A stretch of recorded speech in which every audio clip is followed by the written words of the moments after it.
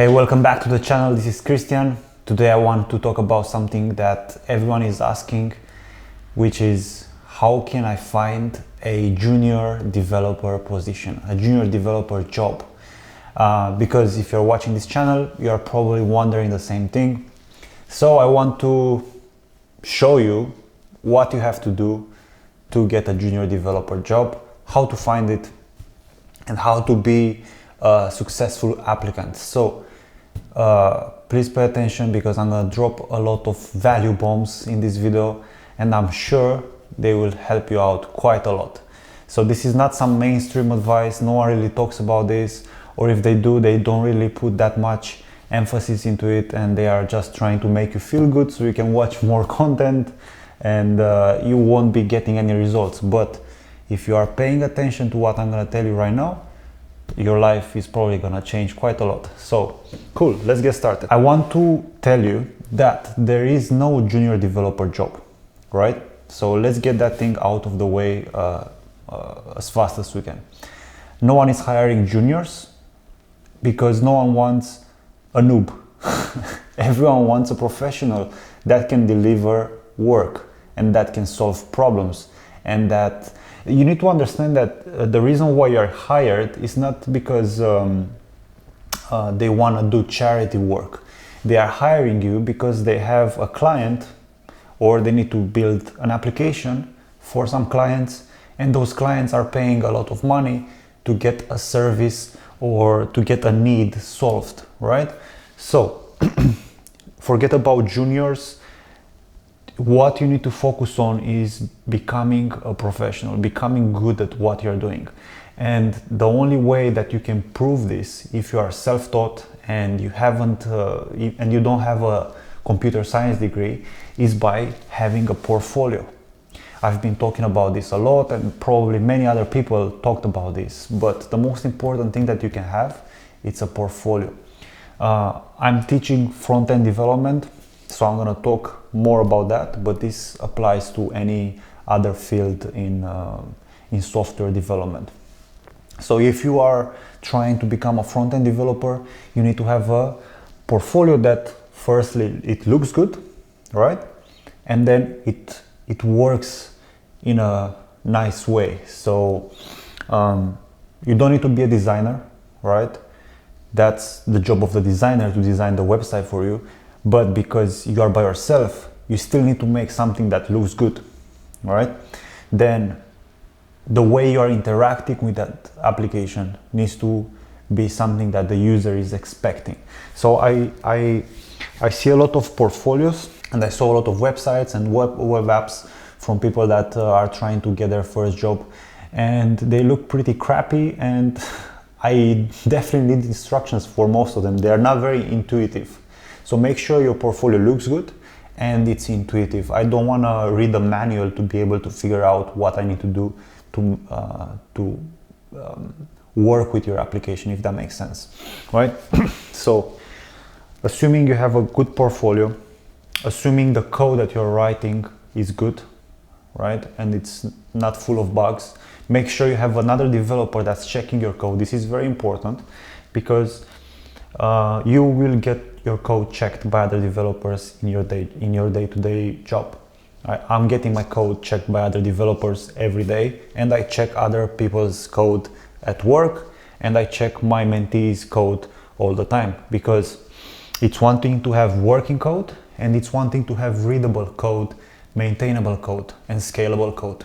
Yeah?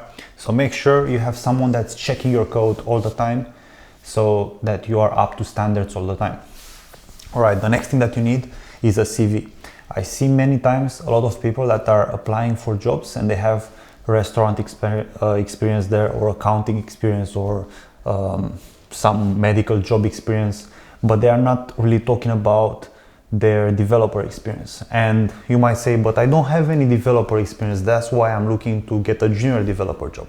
Well, you still need to make it look like you have experience, and you still need to make it look like you're a professional, right? Again, I talked about this like a few minutes ago. You need to be a professional, because no one is hiring a noob, a beginner. So make sure your CV shows the fact that you're a good developer. Yeah. The next thing that you'll need is LinkedIn. LinkedIn is a big thing. It's okay to apply for 100, 200, 300, 400, 500 jobs per week on the regular job sites like Indeed, or I think Glassdoor. You can apply on jobs on Glassdoor or jobsite.com in the UK. But you have to use LinkedIn. When you are applying for jobs on a job platform or job site platform, you are just another CV on a pile of CVs. And if your CV is not written in a proper way, if you're not using the right keywords, you won't get in front of a recruiter. And if you get in front of a recruiter, the recruiter might want to choose someone else that has more experience. But if you're using LinkedIn and you're building some sort of a brand for yourself, it's gonna be very easy for you to make connections.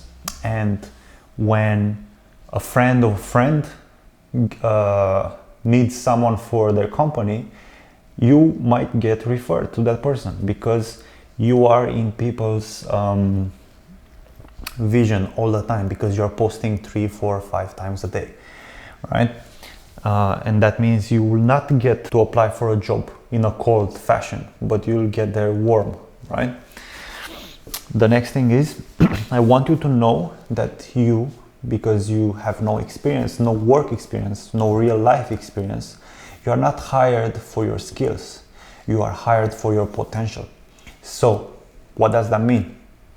It means that you might not have the skills right now, but because I am a good developer, I am a black belt, let's say, and you are a white belt, I can tell that you don't have the skills, but I can see a flame in you that I hope it's gonna burst into an explosion in 6 months or 1 year, when you will really be part of our team and you'll make every line of code matter for our company.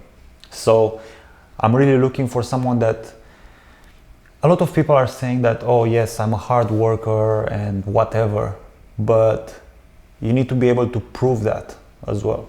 So that's a bit of on the soft skills kind of side, but it's still worth mentioning. I want to tell you another thing. Stop focusing on the job. It might sound counterintuitive, but stop focusing on the job. I want you to focus on getting good at programming. I know in the beginning you might suck a lot and things might be difficult, but focus on becoming really good and loving what you do. And if you get to that level, you'll get a job, no question asked. You'll get the job, no question asked, because imagine this, you really like what you're doing and you don't even care about the job. And at some point, because you are being active on LinkedIn, your CV looks good and you keep adding in your portfolio better working apps with better UI, you start to get the nitty-gritty of how things work underneath, then someone is going to notice you and is going to offer you a job because you can actually bring value to a company. That's what it actually matters, bringing value to a company. That's why we are hired, right? We are not hired out of courtesy. We are hired because we have to bring value to a client, to another human being that's paying for our company's services, right? So if you found this video helpful, leave a like, subscribe.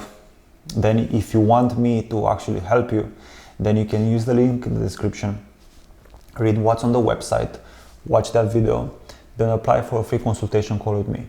If you are seeing this video on Facebook, just send me a DM. The same, if you are seeing this video on Instagram, just send me a DM and I'm gonna help you out. Until next time, Cristian.